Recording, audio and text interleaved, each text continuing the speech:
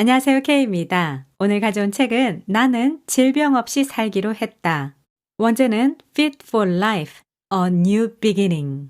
바로 다이어트 불변의 법칙의 저자 하비 다이아몬드의 또 다른 책이네요. 이 책에는 어떤 내용이 있는지 함께 공부해 볼게요. 나를 변화시킨 것은 아버지의 죽음이었다. 어느 날 나는 어디에 갇혀버린 느낌을 받았다. 왜냐하면 몸이 슬슬 아프기 시작했기 때문이었다. 전보다 감기에도 자주 걸렸고 여기저기 통증이 오기 시작했다. 몸이 붓고 밤낮 없이 배가 아파왔다. 화장이 아니다. 끔찍한 하루하루가 시작되었다. 심한 편두통이 왔다. 얼굴에 뾰루지가 자주 나서 신경 쓰였고 항상 위축된 마음으로 살았다. 단순한 일도 처리하지 못할 만큼 에너지도 거의 없었다. 물론 운동도 하지 않았다. 나는 내가 싫었다. 나를 변화시킨 것은 아버지의 죽음이었다. 아버지는 길고 오랜 투병의 세월을 보낸 후에 50대 젊은 나이에 하늘나라로 가셨다. 아버지는 위암으로 돌아가시기 훨씬 전부터 복통으로 고생하셨다. 나는 비만이었고 에너지는 항상 떨어져 있었다. 그러다 우연히 만나게 된 스승을 통해서 배운 자연위생학이라는 학문은 나를 완전히 변화시켰다. 나는 마침내 근면하고 호기심이 강한 학생이 되었다. 운명처럼 받아들였다. 평생 사랑하면서 돌보면서 살아갈 진정한 여인을 만난 느낌이었다. 내가 알고 싶어하는 모든 것이 거기에 있었다. 내가 왜 뚱뚱했으며 매일 통증에 시달렸으며 인생이 고통스러웠는지 모든 해답이 거기에 있었다. 그 이론을 내 몸에 적용시키자마자 내 몸에 한 번도 벌어지지 않았던 기적이 일어나기 시작했다. 그동안 내 인생은 많은 통증으로 가득했었다. 매일매일 통증의 연속이었다. 마침내 그 시련의 세월이 끝났다. 내가 습득한 그 이론을 몸에 적용시키자마자 일어난 사건들이었다. 몸속에 더러운 찌꺼기들을 몰아내자 통증이 사라졌다. 그것도 정말 아주 빠르게 사라졌다. 인간의 몸은 놀라울 정도로 회복 능력을 가지고 있다. 그토록 오래 괴롭혔던 질병들이 사라졌다. 내 인생을 완전히 지배하면서 끈질기게 괴롭혀온 복통은 갑자기 멈추었다. 편두통도 사라졌으면 물론이다. 얼굴을 장악했던 여드름이나 뾰루지도 없어져 깨끗해졌다. 짜증내던 성격도 없어지고 하루 종일 에너지가 넘쳤다. 거기에다 살은 25kg이나 빠졌다. 이 모든 것은 불과 한 달 만에 일어난 일이다. 호모사피엔스란 지혜로운 사람이라는 뜻이다. 네안데르탈인이나 오스트랄로피테쿠스와 같은 원시인류에 비해 우리 현생 인류는 항상 생각을 하면서 살아왔다. 우리가 질병 없이 살기 위해서는 생각해야 한다. 사고의 전환이 있어야 한다는 말이다. 진정한 의사는 내 몸 안에 있다는 사실을 깨닫는 코페르니쿠스적 사고의 전환이 있으면 비만과 질병은 반드시 치유된다는 것이 나의 믿음이다. 20대 중반까지 내가 먹보가 아닌 적은 한 번도 없었다. 그러나 지금 나는 나의 식욕을 완전히 통제하며 살고 있다. 나는 날씬하고 건강한 몸과 마음을 유지하면서 즐겁게 먹는 방법을 습득했고 그것을 실천하고 있기 때문이다. 우리는 사후 처방이 가장 기본적인 의료 행위라고 생각한다. 그러나 그것은 문제의 원인에 초점을 맞추는 것이 아니라 질병의 증상을 약화시키는 데 초점을 맞추고 있다. 의대생들의 커리큘럼을 조금만 확인해 보아도 금방 눈치챌 수 있다. 커리큘럼의 모든 과목이 병리학, 즉 질병에 걸린 사람에 대한 이야기뿐이다. 건강에 대한 연구는 단 한 과목도 찾을 수 없다. 의사란 병이 날 때 찾아가게 되는 사람이다. 의사는 그들이 아는 것만 알 뿐이다. 그런데도 우리는 의사가 건강에 대한 모든 것을 꿰뚫고 있으며 치료할 수 있다고 믿는다.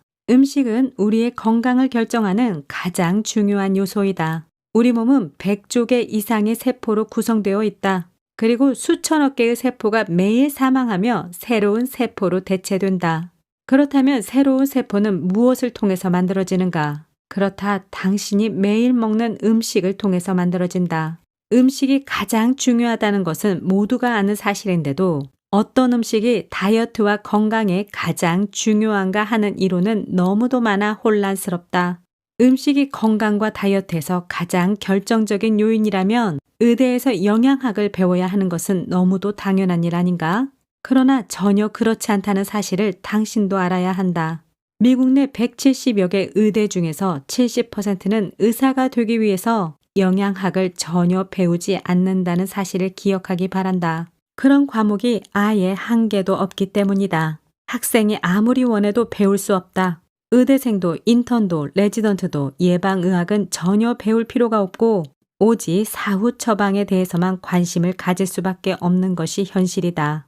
날씬하고 건강한 상태로 산다는 것은 호모사피엔스의 기본 권리다.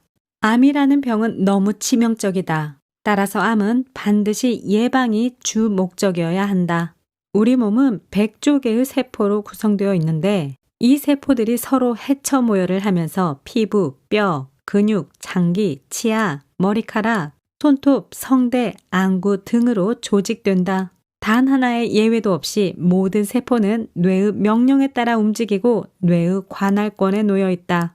우리 몸의 세포들은 혼자 일방적으로 움직이지 않는다. 본인이 원한다고 해서 원하는 곳으로 갈 수가 없다는 말이다. 이것은 이 지구상에서 가장 놀라운 일 중에 하나이다.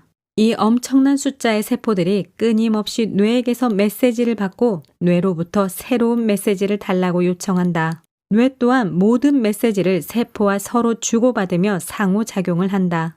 24시간 끊임없이 수조 개의 메시지를 주고받는다. 이처럼 신체의 수많은 기능들이 미세하고 완벽하게 그것도 자동적으로 수행된다. 놀랍지 않은가? 모든 세포는 명령을 기다리는 군대의 군인과 같다. 세포의 모든 행위는 그것이 아무리 작은 것일지라도 뇌의 지시와 감독에 의해 수행된다. 어떤 세포도 혼자서 일방적으로 움직일 수 없다. 그러나 인생에는 언제나 예외가 있기 마련이다. 몸의 원리와 뇌의 명령을 따르지 않는 예외가 있으니 그것이 바로 암이다. 암세포는 몸속의 독성 물질에 의해서 비정상화된 세포다. 독성 물질이 뇌의 정상적인 명령을 따르지 못하게 만들었기 때문이다. 독성 물질과의 접촉으로 인해 미쳐버린 세포라고 말할 수 있다. 정상적인 세포는 분열한 다음 일정 시간이 지나면 분열을 멈춘다. 그러나 암세포는 그렇지 않다. 암세포는 제멋대로 불규칙하게 확산한다. 정상세포들은 두 세포가 서로 맞닿게 되면 성장을 멈추는 것이 일반적이다. 그러나 암세포는 같은 조건에서도 계속 제멋대로 성장한다.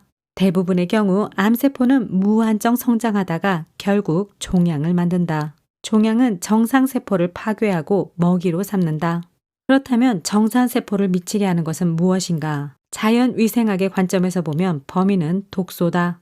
정상세포는 수년 혹은 수십 년 동안 독성 물질의 영향을 받으면 마침내 미쳐버리게 된다. 암이란 세포가 오랜 동안의 화학적 변화를 통해 돌연변이 상태로 진화한 결과물이다. 암은 몸의 어느 부분에서 발견되더라도 그냥 암이다. 암세포는 미친 세포이며 몸의 어느 부분에서도 발견될 수 있다. 몸의 어느 장소에서 발견되느냐에 따라 이름이 달라질 뿐이라는 것이다. 사람들은 유방암, 전립선암, 대장암 등이 서로 다른 곳에서 발견되는 서로 다른 병이라고 생각한다. 담배를 많이 피면 폐암에 많이 걸리고 짠 음식을 많이 먹으면 대장암에 많이 걸리고 지나친 육류의 섭취는 유방암의 원인이 된다는 식이다. 다시 말하지만 절대 그렇지 않다. 암은 몸의 어느 부분에서 발견되더라도 암일 뿐이다.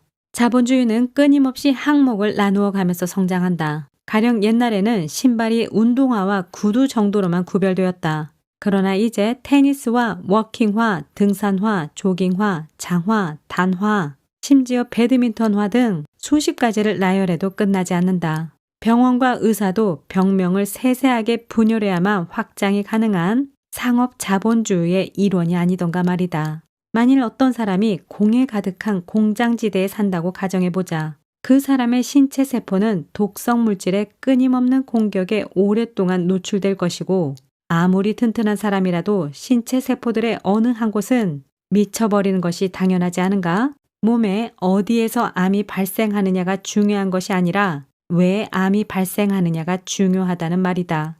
그것은 마치 비, 눈, 서리, 이슬, 안개 등이 모두 물이지만 서로 다르게 표현되는 것과 다르지 않다. 그들은 모두 온도의 차이에 따라서 다르게 형성되고 농도 차이에 따라서 달리 불리어질 뿐이다. 비와 눈은 생긴 것은 다르지만 다른 형태의 물일 뿐이다. 유방암과 대장암 또한 생긴 모습이 조금 다르지만 다른 형태의 암일 뿐이다. 암은 한순간에 발생하지 않는다. 그것은 매우 오랫동안 원인을 제거하지 못한 결과로 나타난다. 세포는 매우 느린 속도로 돌연 변이화된다. 암세포 하나가 12개 암세포로 되는 데에는 1년이 걸린다. 이와 같은 속도로 볼 때 연필 심지만한 크기로 변하려면 6년이 걸린다. 결국 눈으로 암세포를 발견하려면 10년이란 오랜 시간이 걸린다. 그렇게 오랜 시간이 지나야만 1cm의 콩알 크기만큼 성장한다. 그래서 암도 생활습관병이라고 주장하는 것이다. 비정상적인 세포가 자라나는 이유는 독성 물질을 몸에 주입하는 생활습관 때문이다. 암이 일단 발생했다고 해도 개선시킬 수 있다는 점을 반드시 기억하시라. 암이 눈으로 확인되는 크기로 자라기까지 10년이라는 장구한 세월이 걸리기 때문이다. 질병은 확연하게 구분되는 7가지의 단계를 거친다. 7단계 중 앞쪽의 6단계에서 문제점이 발견되면 암을 포함한 모든 질병은 치료될 수 있다. 다시 말해서 당신은 건강한 당신의 몸에서 완전히 미친 세포들의 결합체가 자리를 잡기까지 너무도 많은 시간이 남아있다는 말이다. 거기에다가 당신의 몸은 이 미친 세포들을 치료할 준비가 항상 되어 있다. 당신의 몸은 항상 당신 편이라는 점을 명심하기 바란다. 자연위생학은 우리에게 몸은 항상 당신 편이라고 가르친다. 몸은 항상 가능한 최고의 건강 상태를 만드는 쪽으로 작용한다는 말이다. 인간의 몸은 스스로 복구하고 스스로 치료하며 스스로 유지하는 강력한 기능이 있다. 몸은 항상 한치의 오차도 없이 건강한 상태를 유지하도록 통제하고 감독한다. 따라서 당신이 건강하다는 것은 당연한 것이고 몸의 자연스러운 상태다. 몸이 아프다는 것은 당연하지 않은 것이고 부자연스러운 상태를 말한다. 당신이 건강하다면 당신의 뇌는 당신의 몸에게 그 최적의 상태를 유지하라고 자동적으로 명령을 내린다. 당신이 질병에 걸렸다면 당신의 몸은 부지런히 움직여서 그것을 원래의 상태로 돌려놓으려는 쪽으로 작용한다. 당신 몸의 수천 수만의 기능들이 동시에 움직이고 매일 밤낮을 쉼없이 일해서 건강하게 만들어 놓아야만 직성이 풀리는 것이 자연의 법칙이라는 말이다. 공기방울이 물속에 잠겨 있으면 물 표면 밖으로 빠져나가려고 안간 힘을 쓰듯이 당신의 몸은 어떤 환경에서도 건강을 되찾으려는 쪽으로 작용한다. 당신의 몸은 무언가 당신의 질병을 강하게 지속시키려는 엄청난 힘이 작용하지 않는 한 절대로 질병 상태를 계속 유지할 수 없다. 당신의 몸은 절대 포기라는 말을 모른다. 당신의 몸이 살아있는 한 당신의 몸은 당신을 결코 포기하지 않는다는 말이다. 더 다행스러운 소식이 있다. 우리 몸은 건강에 이상이 생겼을 때 이것을 감지해서 경고음을 보내는 시스템이 내부에 장착되어 있다는 사실이다. 인류가 출현한 700만 년 전부터 계속 진화해서 완전히 자리 잡은 완벽한 시스템을 당신은 잊고 살아왔다. 건강이 더 나빠지면 나빠질수록 이 경고음은 더 강력해진다. 그러나 불행하게도 많은 사람들이 이 사실을 깨닫지 못하고 있다. 우리 몸이 위험에 처하면 몸이 아주 민감해져서 더 강력한 경고음을 보낸다는 사실을 잊고 산다.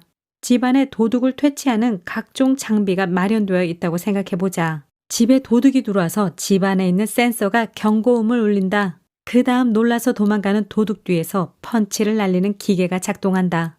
넘어진 도둑을 뒤로 묶는 기계도 작동하고 경찰서와 연결되어 있는 비상벨이 울려서 경찰들이 출동한다. 이런 모든 시스템이 우리 몸속에 준비되어 있다는 말이다. 당신이 할 일은 침대에서 벌떡 일어나 이 광경을 지켜보면 그만이다. 그런데 당신은 경고음이 울려서 시끄럽다고 비상벨 스위치를 내리고 약물을 먹고 다시 침대로 들어가 잠을 청할 것인가? 이처럼 바보 같은 일이 어디 있다는 말인가? 당신이 해야 할 일은 생명을 위협하는 일이 발생하지 않도록 세포가 미쳐버리기 전에 항상 집안의 도둑 방지 시스템을 점검하고 통제하기만 하면 되는 일이다. 당연하지 않은가? 지금까지 케어였습니다. 구독과 좋아요, 알림 버튼 감사합니다. 다음 영상에서 또 만나요. 제발 안녕.